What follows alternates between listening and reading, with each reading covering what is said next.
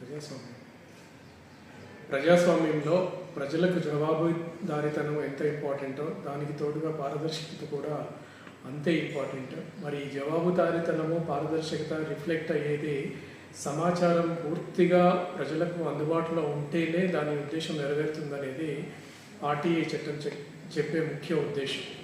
So అందులో భాగంగా గత 2 సంవత్సరాల నుంచి అంతకుముందు 10 సంవత్సరాల నుంచి సమాచార కమిషన్ని కొంచెం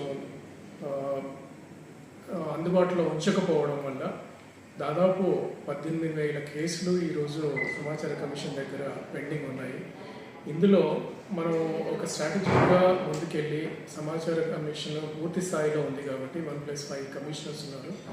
అందరూకి ఒక బాధ్యతగా తీసుకుని వీలైనంత తొందరగా ప్రజలకు సమాచారం అందించాలి అనే ఉద్దేశంతో వచ్చే 6 నెలల్లో ఈ పెండెన్సీని అంతా తగ్గించేసుకొని ఫ్రెష్గా మళ్ళీ కొత్తగా వచ్చిన అప్లికేషన్స్ అన్నీ ముందుకు తీసుకుంటూ వెళ్ళాలి అనేది ఒక ఉద్దేశంగా పెట్టుకొని అందులో భాగంగా మొదటి 2 మాసాల్లో మనకు ఉన్నటువంటి 30 డిపార్ట్మెంట్ల రాష్ట్ర స్థాయిలో అందులో 15 డిపార్ట్మెంట్లని దాదాపుగా 0 కేసెస్ ఉండే స్టేజ్కి తీసుకొచ్చాము 6 కమిషనర్స్ కలిసి. అలాగే మాకు 11 జిల్లాలని ఎంపిక చేసుకొని ఆగస్టు మాసం అంతా 11 జిల్లాల్లో కూడా 0 కేసెస్ చేసేసి, అంటే ప్రజలకు అన్ని అపీల్స్ కంప్లైంట్స్లో సమాచారం అందించేలా చేసి, అలాగే జిల్లాలో వెళ్ళి అక్కడ అవగాహన సదస్సులు నిర్వహించి మర్చిపోయినటువంటి లేదా కొత్తగా నేర్చుకున్నటువంటి అంశాలు ఆర్టీఐ చట్టంలో ఏమేమి వచ్చినాయి కొత్త అంశాలు అన్నీ ఒక అవగాహన సదస్సు రూపంలో పెట్టి అదే రోజు అక్కడే కొన్ని పిటిషన్స్ కంప్లైంట్స్ ఆ జిల్లాకు సంబంధించినవి మనం పరిగణలోకి తీసుకొని వాటిని కూడా పరిష్కార మార్గం చూపించి ఈ 11 జిల్లాల్లో అందరికీ సమాచారం అందించేలా ముందుకెళ్తున్నాము.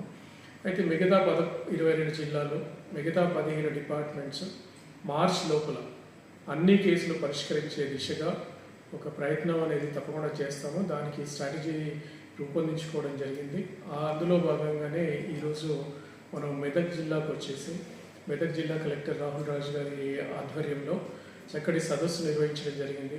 అందరూ కమిషనర్స్ అలాగే పిఐఓస్ అందరూ interaction question and answer session చాలా చక్కగా జరిగింది కార్యక్రమం. సో ఇదేంటంటే ఒక మరుగున పడినటువంటి వ్యవస్థని ఒక నూతన ఉత్సవం తీసుకురావడము, అలాగే పబ్లిక్కి జవాబుదారీతనం పెంచడం అనేది అందులో భాగంగా కృతకృతులమైనాం అనేది ఈరోజు జరిగినటువంటి మనం అవగాహన సదస్సు ద్వారా పొందినటువంటి ఒక